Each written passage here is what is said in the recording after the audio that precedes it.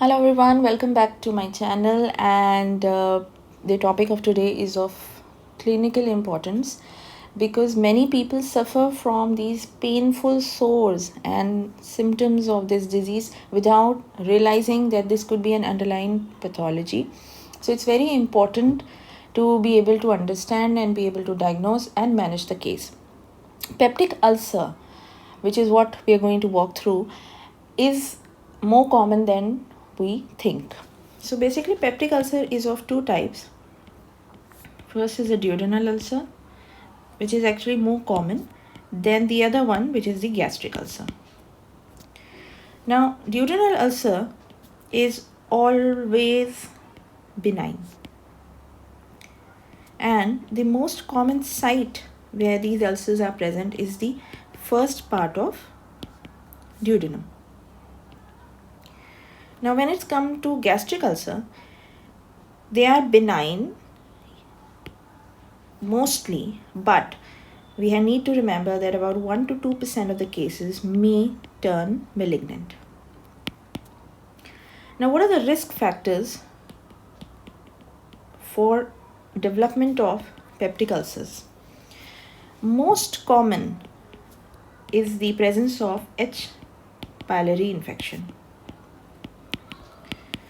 The second is long-term use of drugs like NSAIDs, like corticosteroids.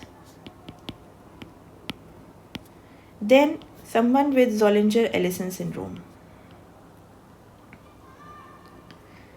Then habits such as continued smoking and alcohol drinking. Why? Because the healing of the body really reduces with smoking and alcohol. Of course, patients with Cushing's syndrome or patients with hyperparathyroidism can have peptic ulcer, and someone with liver cirrhosis. So these are the list of risk factors. Now let's come down to the clinical features. Now there are classical features which help us to clinically identify the case of peptic ulcer. First, let us see for duodenal ulcer because they have different symptom presentation. When it comes to duodenal ulcer, the classical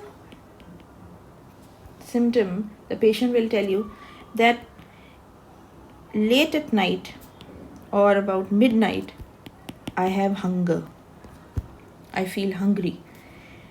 So about 3 to 4 hours after their dinner,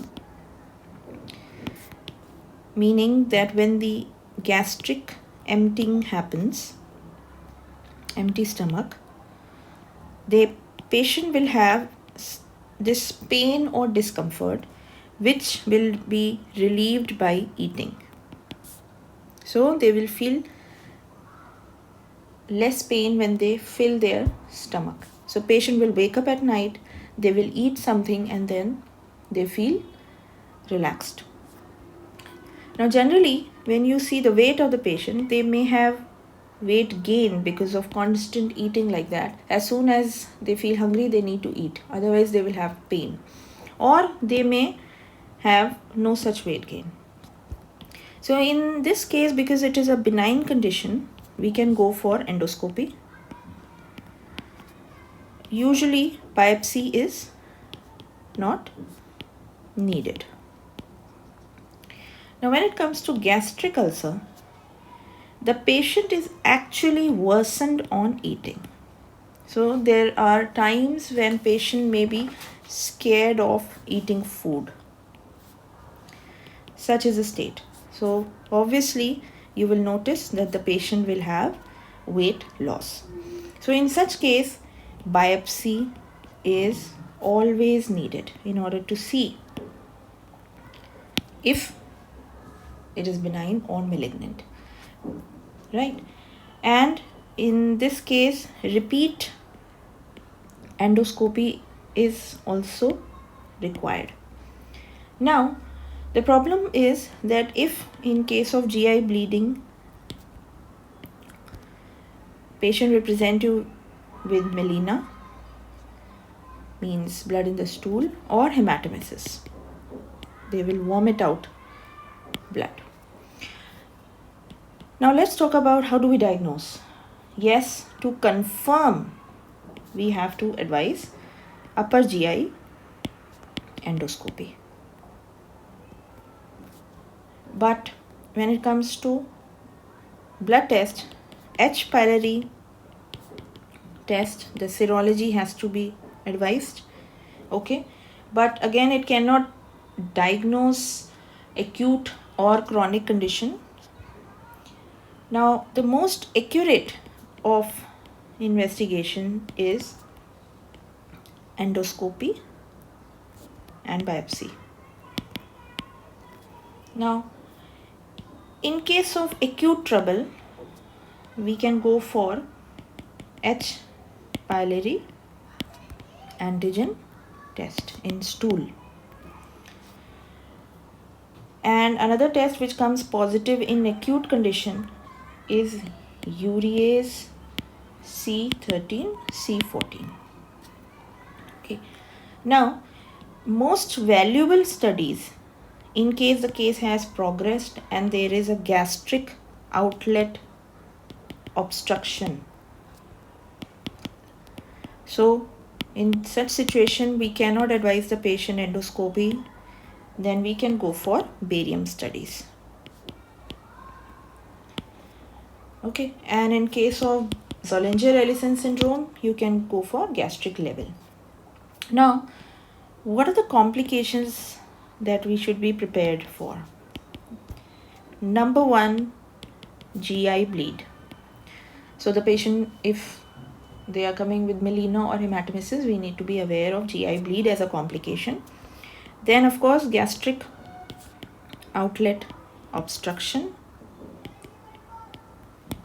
Okay, so in such case, the patient may say that I vomit food which I have eaten a day before, or I vomit a food which I have had many hours ago. Maybe he's vomiting in the evening hours and the food was eating in the morning as breakfast and it comes out as is.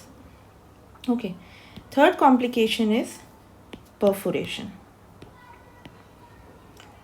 So the patient on examination, of course, they will present with acute pain, and on examination of abdomen, there will be distension. Abdomen is distended with board-like rigidity. Okay. Now, if we go for X-ray abdomen, especially in standing position, then we will see gas under the right side of diaphragm. Okay, so this is a diagnostic feature of perforation. Then we will be able to understand. And then, of course, this is an emergency.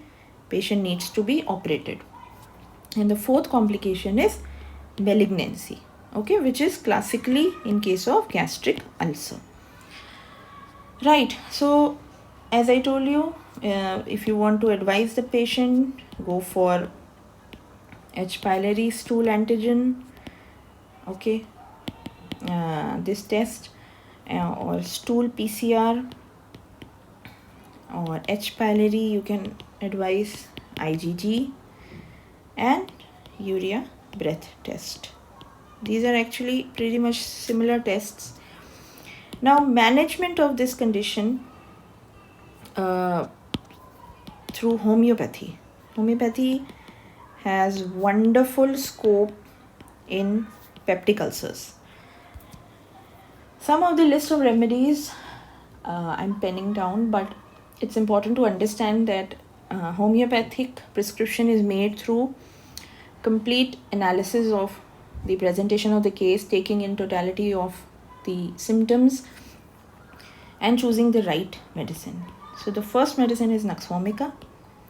You can think of Carboveg, Calibicromicum, Phosphorus, Graphitis, Argentum nitricum, Lycopodium, and Hydrastis. Again, there are many more remedies, so do study, do go in details for this subject. and I'm sure you'll be able to manage it in your clinic. Thank you so much for watching.